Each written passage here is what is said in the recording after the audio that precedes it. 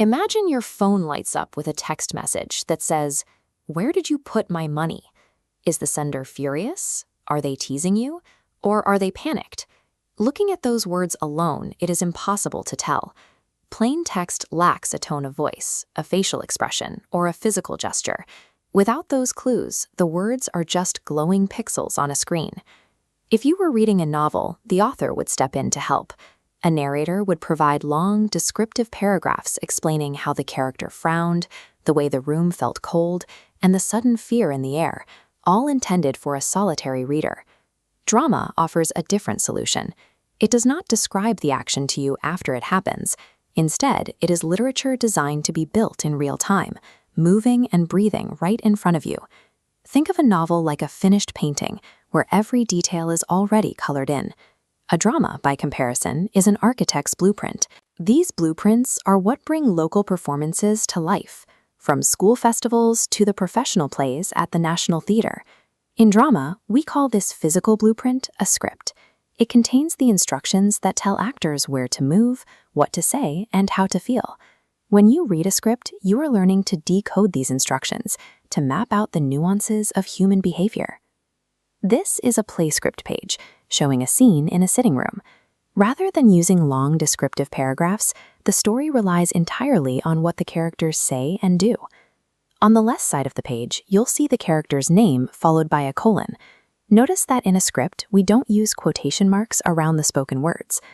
The actual conversation between the characters is called dialogue. This is what the audience hears during the performance. The text inside the brackets contains the stage directions. These are instructions the audience never hears, but they tell the actors how to move or speak. If you remove any of these three elements, the blueprint falls apart. Actors wouldn't know who they are, what to say, or how to act out the scene. Let's see how these instructions work using a single line of dialogue. "I am so happy to see you." If the stage direction specifies rolling eyes and crossing arms, the actor's voice naturally becomes sarcastic. The physical posture changes the meaning of the words entirely. If we change that direction to jumping with a massive smile, the actor's pitch and volume shift to show genuine joy, even though the words remain exactly the same.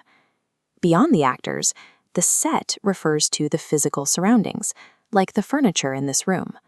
Props are the objects actors interact with, like a walking stick or a cup. Stage directions, sets, and props provide the physical context that makes a conflict feel real to an audience.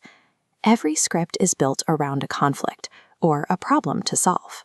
As characters interact and struggle with that problem, the dramatic tension builds. This tension rises until it hits the climax. This is the moment the conflict reaches its peak, before the story finds a resolution. When an actor blends dialogue, stage directions, and tension, they create a performance that can totally captivate a live audience. Today, we've looked at the 5 core parts of that blueprint: the script, the dialogue, the stage directions, the set, and the props. The next time you watch a local play or a soap opera, look for the blueprint in action. Use these tools to observe how the story is being built, and then try writing a script of your own.